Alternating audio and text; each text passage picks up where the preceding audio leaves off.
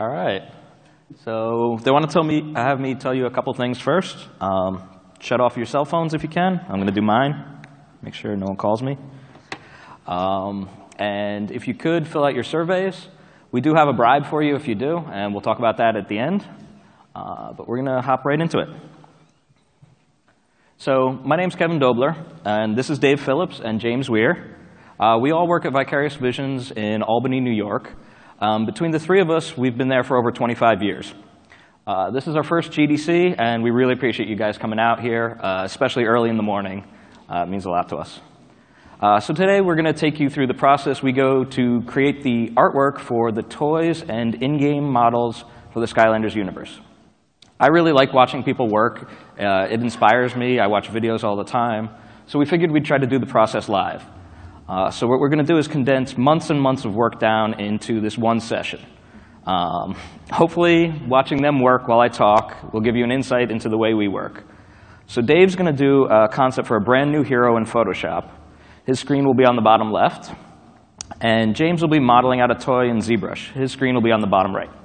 My PowerPoint will be on the top. Hopefully you can all read that.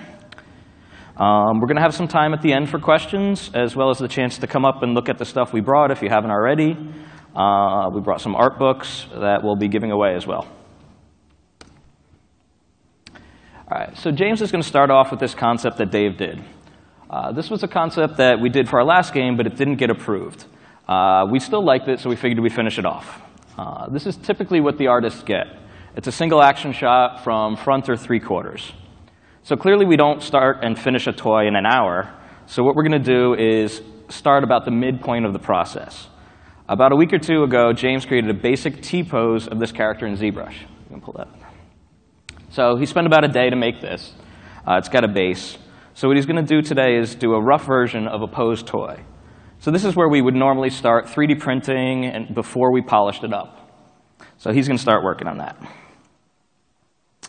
So while James is working on the toy, Dave is going to show you how we get from a thumbnail to the finished color piece. He's going to start from the initial brainstorming and move forward. And hopefully we'll get about to the midpoint of the concepting phase. That'll be where we'll put in flat colors. We won't get to lighting today. But first we're going to give him some information that he can start working off with. So we're going to start by having you guys pick some stuff. In the Skylanders universe, there's 10 elements the characters are themed around. To make it easier and quicker, we're going to limit it to just one of 3. So fire, water, or undead. Who wants to see a fire? Shout out. OK. Water? Undead? All right. Figured that was going to be happening. Yeah. All right. So for simplicity's sake, let's just choose one of male or female. Female. Woo! Yeah. All right. So we're going to choose a gameplay type for the combat. So either ranged or melee. OK. You good? Yeah, good. All right. So while they're working, I'm going to run you through the process by showing how it went with one of our most troubled characters. I want to give you a bit of background on the franchise first, if you don't know it. Maybe some of you don't have kids. So Skylanders was originally created by Toys for Bob. The first game came out in 2011. There have been 5 games in the series so far, with us at Vicarious Visions making the 3DS version of Spyro's Adventure, and then Swap Force, and then Superchargers last year. The game uses toys that you place on a portal that let you play as those characters in-game. All of your progress, XP, gold, everything like that is saved to the toy. Each game has an innovation in the gameplay and the toys. So each year, the games also have a new cast of playable characters and toys, as well as bringing back some of the old ones from the past games with some changes. The games allow you to play the new games with your old toys, so it keeps all the value of your whole collection. So not counting recurring characters, there are 148 unique characters in the franchise. In 2013, Vicarious Visions, we did Swap Force, and there was 32 new characters. So these were the first 16 toys we did. The innovation that year was that the other 16 toys split in half. You could take the tops and bottoms of them and switch them around, and they held together with magnets. So these were called swappers. There was 256 combinations you could do, And whatever you placed them on the toy, they appeared that way in game. So for Swap Force last year, we added vehicles. There was 20 vehicles and 20 characters. So these were the 10 brand new characters that we created, along with a vehicle that shared their same visual theme. So pairing the character with the vehicle gave you some gameplay boost, but it wasn't required. We also had 8 returning heroes. This time around, we redesigned them as superchargers. They got all new powers, they got weapons, they got armor, themed vehicles. From our end, they were basically brand new characters. So we also had this great opportunity to work with Nintendo, and we created Skylanders versions of Donkey Kong and Bowser, as well as a vehicle for each. That was a whole lot of fun. These two were unique in that they could be used as either an amiibo or a Skylanders figure. So in the first 5 games, there have only been a few characters not created specifically for this franchise. So about 144 of them have to be invented by scratch. So working on a brand new character is awesome. You get a lot of freedom to be creative. You get to change around characters based on the gameplay. However, having no history to pull from is a bit of a challenge. So having to come up with this quantity of brand new characters, it drives our pipelines, the way we work, our schedules, the way we think. So out of necessity, we became very iterative and flexible. So this also drives our key pillars for designing a character. So let's run through those key principles we keep in mind when designing a character. I'd like to mention that what we're discussing today is the way we at Vicarious Visions specifically create these heroes. And when I say we throughout the presentation, I don't mean just us 3 up here. It's the entire team. Everyone here knows that making games is hard work, and everyone has good ideas and does awesome stuff. And I don't want to seem like we're taking credit for someone else's hard work. So at the beginning of Swap Force, we didn't really understand what made a Skylander feel like a Skylander.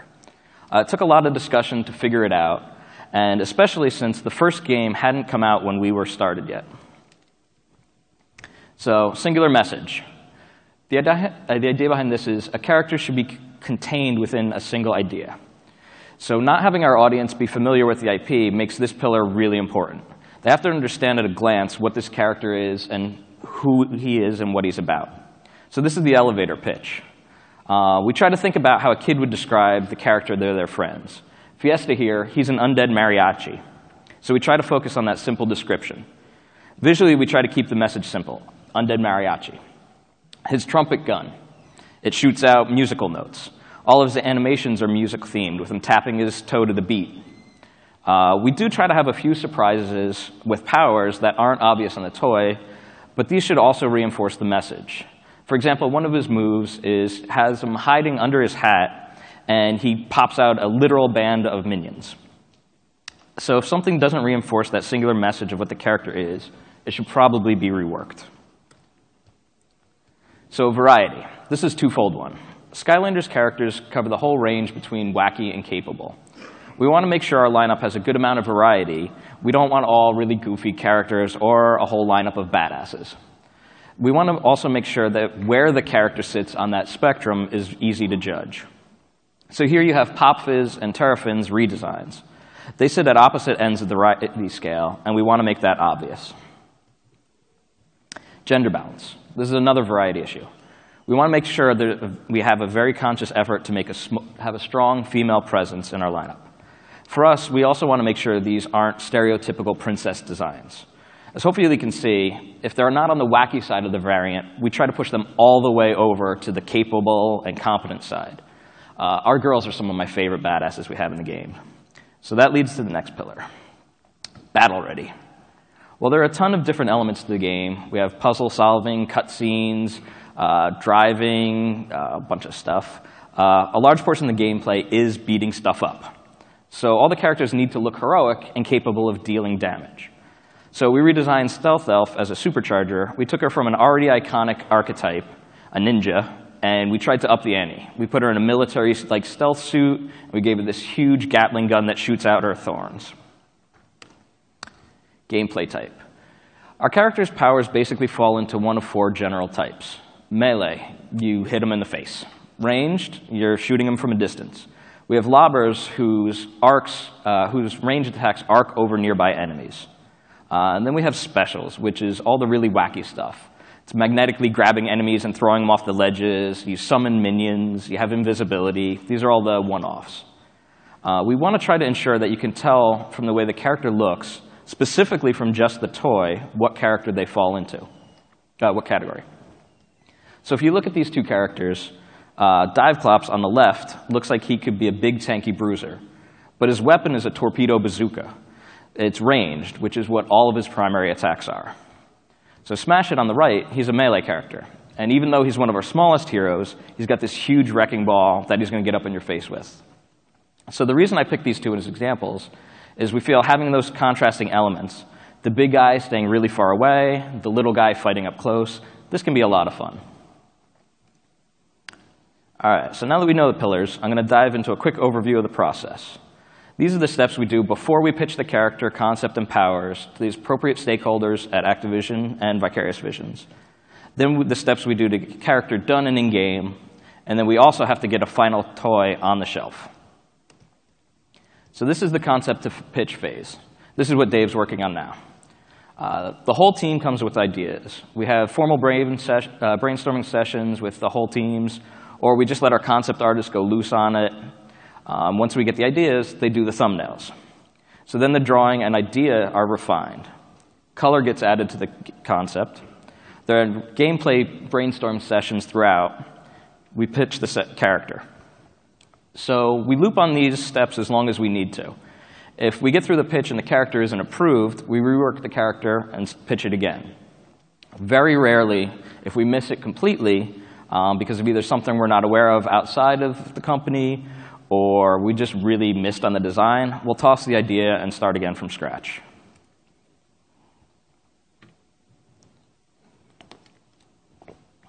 Once we get approval on the pitch, we go into working on the character in 3D. So the same team does the toy and in-game work. Because of this, we need to do a lot of parallel development, and we bounce back and forth between tasks based on the dependencies. So here's a rough step-by-step of the in-game side. It's highlighted. So we start at the ZBrush T-pose that James had this morning. Then we create a rough model for prototyping. The other teams then do a first pass on all their responsibilities. We try to do testing sessions pretty frequently, and then we just finish it all up. At the same time, we work on the toy side. We do some more modeling on the toy. We figure out the pose. We finish the sculpt and get it approved internally. Then we put the toys in front of the kids as well to see how they react. We do work to get the files off to our partners for mass production. And sometimes we get lucky, and during this parallel development, things line up. So for example, it helps out a ton when we can get our playable characters done with a working toy prototype from our 3D printer so that we have it in time for the kid testing. All right, so now I'm going to go more in depth with that process by showing how it went on a specific character, and definitely one of our most troubled ones. Because of this development started at the very beginning of our first game, Swap Force, and he was the last character we finished for it, we went through a lot of learnings here. So I'm going to keep referring back to the process overview. We start with the thumbnails and ideas. On Swap Force, the main innovation was the swapper characters. These were the ones that split apart and swap back together. So they were very different when we started. We hadn't locked down the look or the lore of what they were going to be. We weren't sure if we were doing humanoids, quadrupeds, dragons, how many parts we had. So these were these were some of the concepts. There was a lot of early concepting before this that was really off. And around these points, we start getting a sense of what we're shooting for. We hadn't yet come up with the pillars of what made us Skylanders, so we were making it up as we went along. When we got to this group, this started to feel more like what we wanted. So what we did was they pulled design elements from each of the things we liked and created a water, an air, and an earth swapper. So the water one we called Kraken. So pulling the elements we liked, Dave started thumbnailing out the drawing for the pitch pose. This is Kraken. So then we refined that concept and the idea as well. He gets a fish hand that serves as his weapon, and the overall drawing gets tightened up. Oh, nice. This is where Dave is right now. tightening it up. We go to color. Dave uses a lot of color fill and adjustment layers when he's doing his colors. This allows him to rapidly make changes because we do change our color schemes quite often. The flat colors sit underneath adjustment layers, and he uses highlights and shadow layers. A lot of his work is done by painting masks into these layers. So the one on the left is the flat color. The one on the right is with some adjustment lighting added. We probably won't get to the lighting phase today, but we'll hopefully get to the flat color. So the character gameplay designers see the concepts in their early phases, and they start brainstorming out some moves for the pitch. For Kraken, the early gameplay ideas were to have him spit water, shoot bubbles from his hand, and zap enemies with his electrified tail. At the start of the project, it really helps to give people something to get excited about, so we do these full rendered paintings. Dave finished this out. The one on the right has his effects turned on. The painting was great, but we wanted more of an action shot for the pitch. So as I said, we're going to loop. So he does another pose and runs through all those steps again. We do thumbnails, refinement, flat color,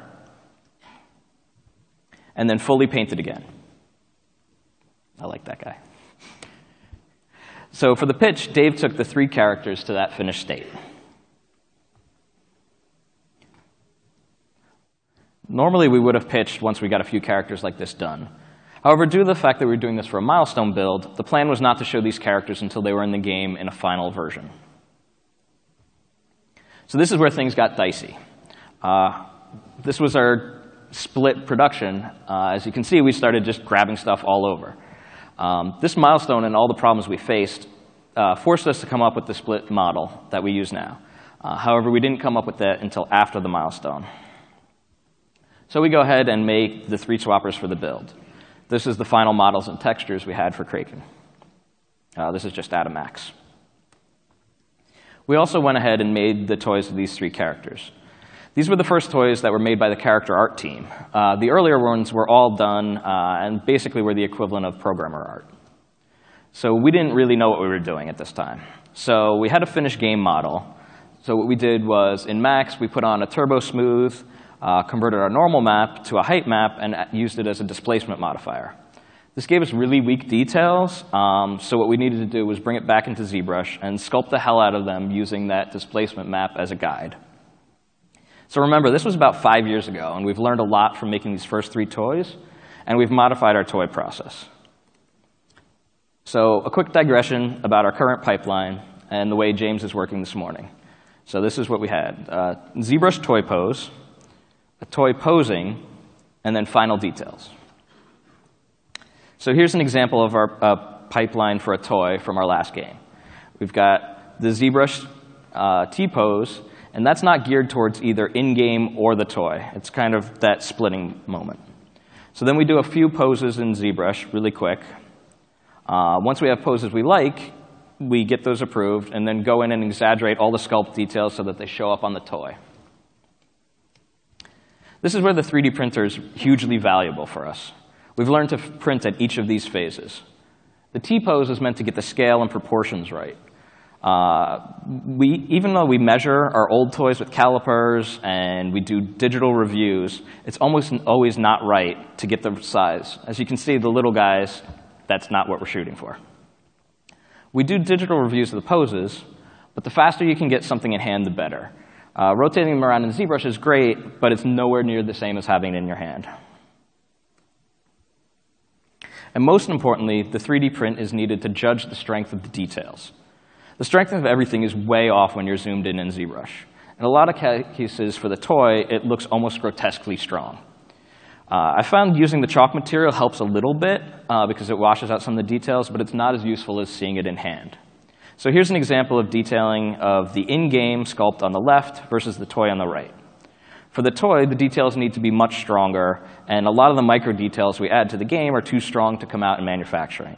I'm not even sure if you can see the difference from there, which is a good indication that they probably won't show up on the toy. For newer artists, the first 3D print is really eye-opening. No matter how many times you hear it, make your stuff stronger, make it stronger, make it stronger, until you see all your details disappear for the first time, you don't believe it. For casting in resin or other expensive materials, it may be different, but for mass production plastics, you really have to have your details strong and sharp. All right, back to Kraken. For the milestone, we made working toys with homebrew electronics so that they could be used in-game. We hadn't gotten our own 3D printer yet, and the company we outsourced the printing only worked with clear. So the night before the milestone, I hand-painted these all. So here you can see the prototype with Kraken in the front, and then all the swapped ones behind. As well as being used for the milestone, these toys were being used for kid testing. So this is a prototype build. This is really early. None of this content shipped, and you guys might be the first people to see it outside of Activision. And this was a kid testing session, and it was really eye-opening to us. We started getting feedback that the characters didn't look like Skylanders. They also weren't playing the game the way we were supposed to. We had designed the powers to take use of the variety that swapping gave us, with planned and unplanned synergy between the parts.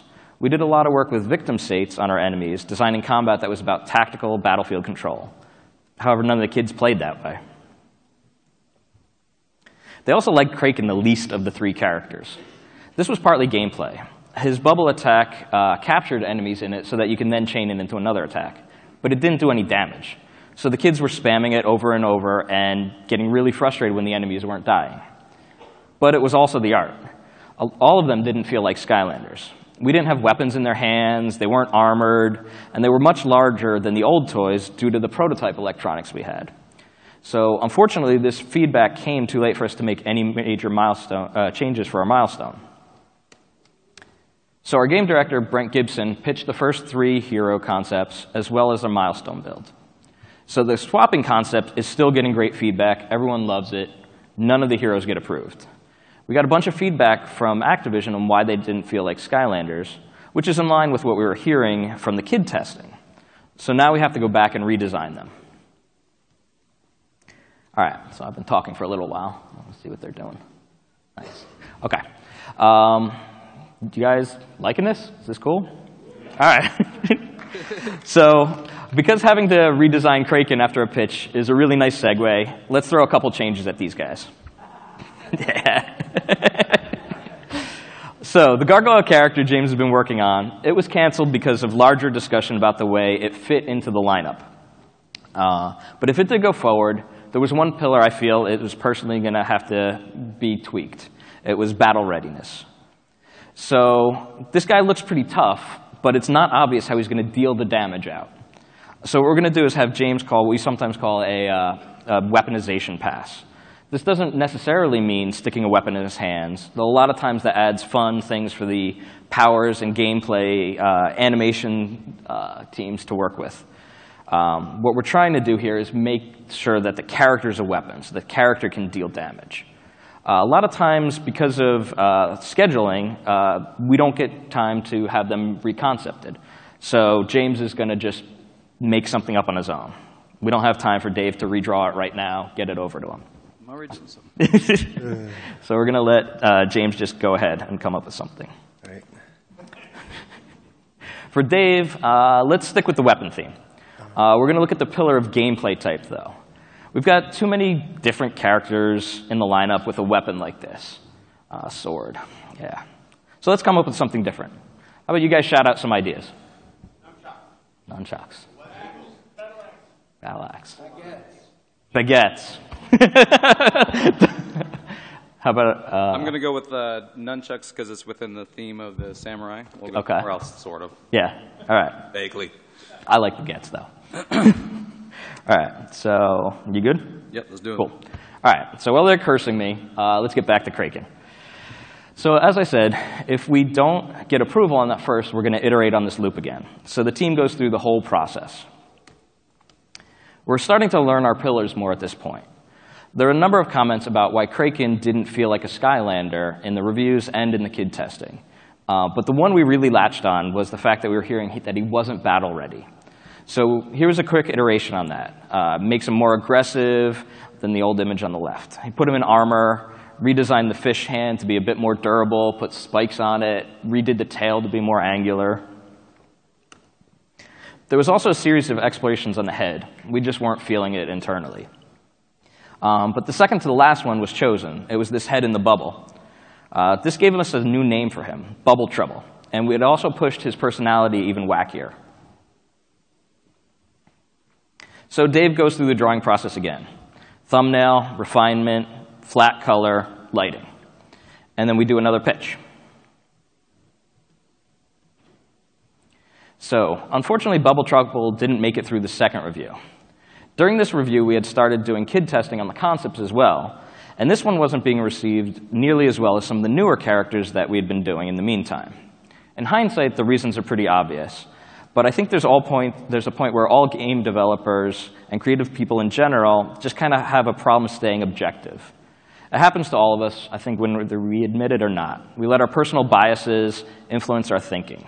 Or the fact that we've already put a lot of work into it keep us from acknowledging something harsh. With our character art teams, if this happens to us, it's usually because we fall in love with the concept, because it's either so cool or they drew it so well. We overlook the fact that it's not the best choice for the game because we really want to make it. We lose sight of the fact that these heroes need to be Skylanders heroes first off. So this is where we've learned to look at the pillars. So if we look at this character with the guidelines in mind, singular message. So not even close. He's a frogman with a bubble head, a fish hand, and an electric eel tail in armor. So visually, he was also confusing the kids because they were unsure of whether to look at the head in the bubble or the face on the fish in his hand. Gender balance. Oh, whoops. Go back. Variety. So we pushed him in the direction we thought was wacky. But this conflicted with the changes we had already made to make him battle-ready, so now that message is starting to get a little mixed. Gender balance. So this one isn't applicable to the character in isolation. But as things change and character concepts get approved, we want to double-check back and make sure that we still have a good spread there. Battle-ready. So we focused on this before, and there's an improvement, but it's still not there yet. He's armored, but you can't really see how he's going to deal damage. Is it his tail? Is it the hand? So this is the same issue with the concept that James was working on. And lastly, gameplay type. So what we've got here is a ranged character who does crowd control with area of effect damage. That's just kind of a mess. And while all that sounds really harsh, like I don't like Dave's concept, that's not the case at all. As a character artist, I'd love to make this guy. He's really funny. He's got all these cool materials I could sculpt. There's some technical challenges with the bubble on his head, how you're going to get it to be flexible with all those great expressions. But the fact was, he didn't fit the game we were making. So we go through the concepting process again, this time focusing on the pillars, specifically the one we were most off on, singular message. We also got lucky during this revision because we had developed 2 other water swappers during this time that got approved. So we went from being a swapping character to a normal one. You can see some of the removal of clutter here. We removed his fishtail. The fish in his hand was changed from being part of his hand to the weapon he holds. So this fixed some of the confusion as well as gave us a way of how he did damage. He's got this swordfish. There's also a realization that in variety we were short on our bruiser archetype. There was this old rough that was done where he was beefed up a bit, and we brought that back for inspiration. So here's the refinement, flat color, and then lighting done on a new design. One thing to note is we don't just throw away elements that were removed. They were fun gameplay mechanics, so we used them for other characters. His fish hand that caused bubbles to crowd control, that was given to Washbuckler's gun. And his electrifying tail went to Punk Shock. So when the character gameplay team saw him holding a fish in his hand, this became the key to his moves. They started prototyping switching out the different types of fish he could hold and how this would change the way he would fight. So we got 2 other weapons, a hammerhead shark and a whale. So what we ended up with is our singular message and a new name. He's now Riptide, a big fighter who attacks with different fish. So on the 3rd pitch, Riptide is approved. The amount of change this character goes through shows we're having the flexibility of creating the character from scratch really works in our favor.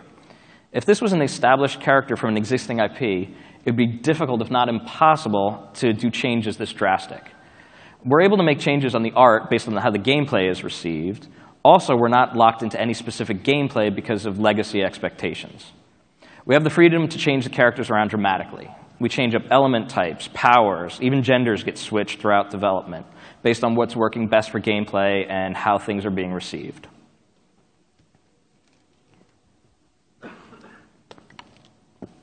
So now that Riptide is finally approved, we're going to start finishing up the character. Since Swap Force, we've been continuously refining our pipeline in small ways. So as I said, we start with the T-pose done in ZBrush, and that's where we split. So this was Riptide's. The next step on the game side is what we call a proxy model.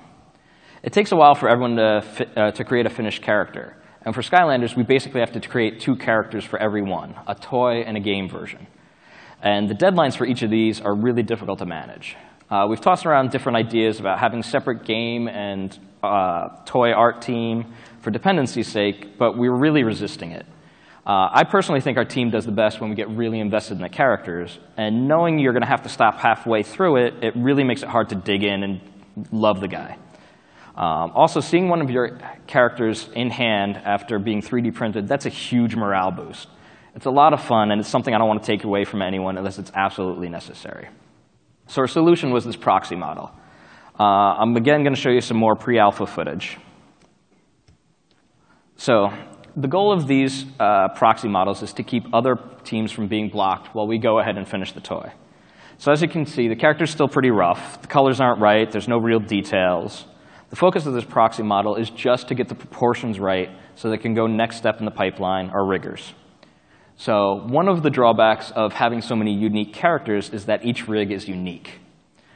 They've done a lot of streamlining, they've done a bunch of scripting, but we still have just a couple of riggers doing over 90 characters a game, including enemies.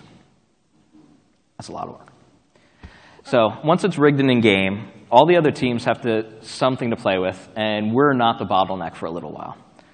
We have used generic template characters when needing prototypes if the proxies aren't done yet, but there's only so far they can go with them. We found if we don't get good feedback unless the art is at least somewhat representational.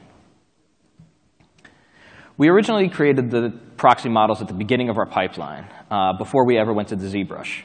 But we found it's way better to do it afterwards. Especially now with Z-Remesher, the process is so painless once you have a sculpt, it's really not worth it to do the other way. Even though this delays the other teams for a little bit while we sculpt the T-pose, the increased accuracy we have when using an approved sculpt, it minimizes rework on all the other teams and makes us a lot faster. So we also do kid testing at the proxy phase. When the controller gets handed to the kids, we get some real eye-openers. Some of our assumptions are confirmed. A lot of times we get some really fun quotes from the kids. If it's possible, we try to have the physical toy for the testing, because so much of the game is about switching out your characters by picking up that toy and putting it on a portal. For us, even after all these years, there is something magical about picking up one of your characters and putting it on the portal for the first time and being able to play it. I know it sounds cheesy, but it's true.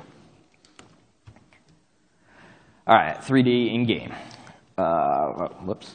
So while everyone else is working on with the proxy model, we go ahead and work on the toy. So we tried a few different approaches, and we try to keep the specifics open for each artist's particular preferences. We don't like to be too rigid. Generally, it is what I showed, though. We go back to the T-pose and add any toy-specific items, the bases, weapons, stuff like that. We then pose the character in ZBrush. We get approval internally at Vicarious Visions, and then we work with the toy team at Activision. Sometimes we do a few different loose ideas. Sometimes we just nail it in one. Riptide here was one of those ones who was pretty easy. The only real iteration was the expression on the swordfish.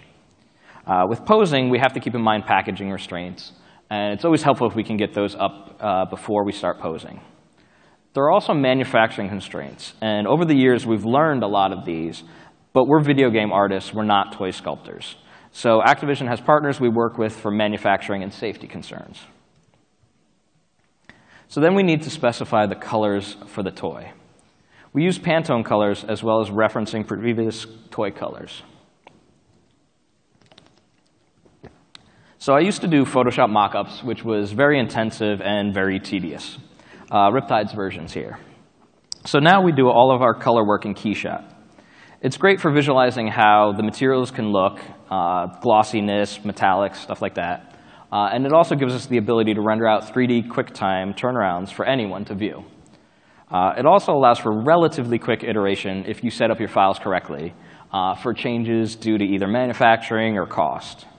So we hand off the digital toy files and the color reference files, and then wait to get back the changes due to manufacturing. So we do a review pass on these changes. In the beginning, there was a lot of feedback. Over time, it's gotten a lot better as we start understanding the manufacturing process better, and our partners learn what we're willing to change and what we're going to just dig our heels on and be like, no. We do red lines for most of it. Rarely we get the files back, and we'll make the changes to the digital files ourselves. So early on in the development of Swap Force, we didn't understand the level of detailing that was on the toys.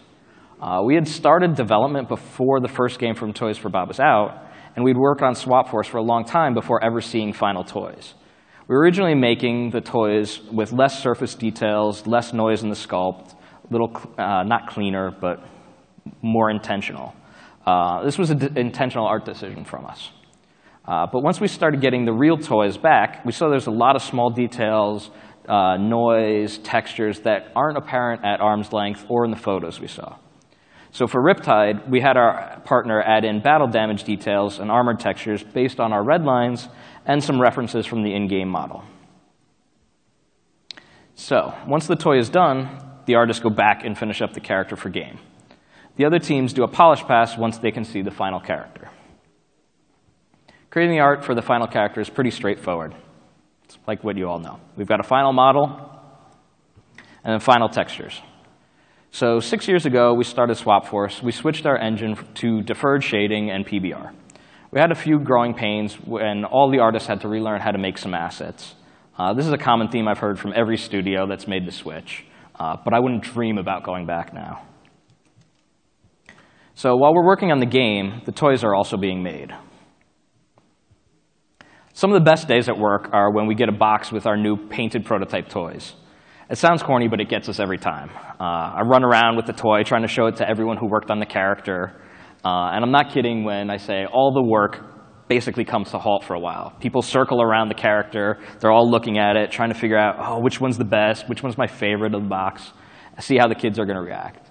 And then we start doing feedback on these prototypes. When everything is approved, they get sent off to the factories for mass production and assembly. We do an approval process with each of the factories on the toys they make. At this stage, for us, color matching and paint application is usually the feedback we give. Then we have a finished toy that works in game. So Riptide here went from being a character that we were most worried about to being one of the stars of the game. People actually really reacted well to him. So much so that he was featured in one of a series of shorts we did. The team created the shorts, and they were animated, rendered. It was all done in engine. We rebuilt the character models with a higher fidelity, adding more details, giving more cinematic-friendly edge flows than our game models do.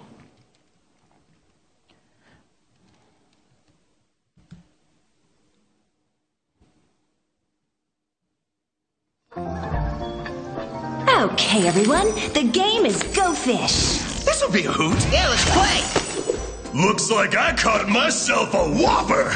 You guys are going down. These cards are awful. You're so bluffing, Popthorn. You really need to work on your poker face. Oh, look, it's chaos. I don't see him. What? Where? Got it. Oh, strange. Must have been the wind. All right. Time to fish or cut bait. Okay, Popthorn, got any twos? Yes, I do have a 2. And a 4, and a king, and a queen. Maybe they're married. What? Wait, no, don't tell us what you have. Oh, I need that card. Bingo. Bingo? Oh, man, doesn't anyone know how to play this game? Oh, I do. Go fish!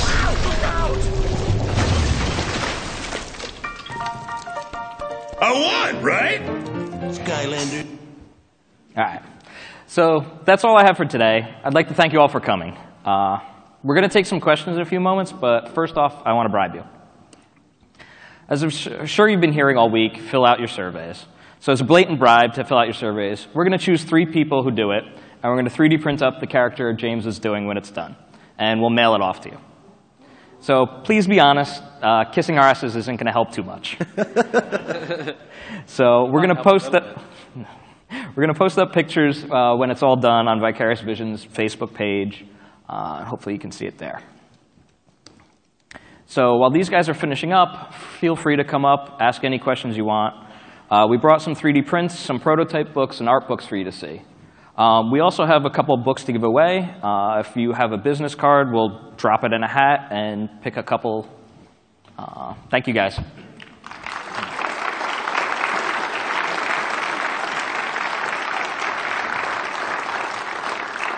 Yeah. Hi, thank you very much. This was very informative.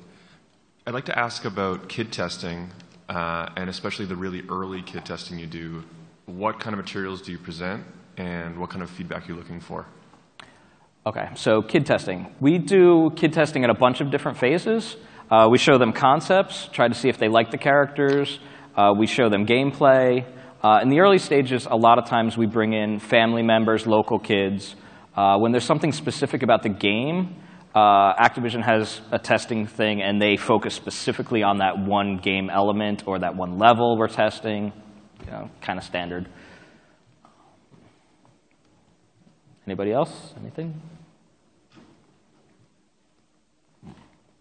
All right. If you want to check out the stuff, feel free. If you want to talk to us, feel free. If you want to just sit there and watch them paint, I might do the same. Thank you.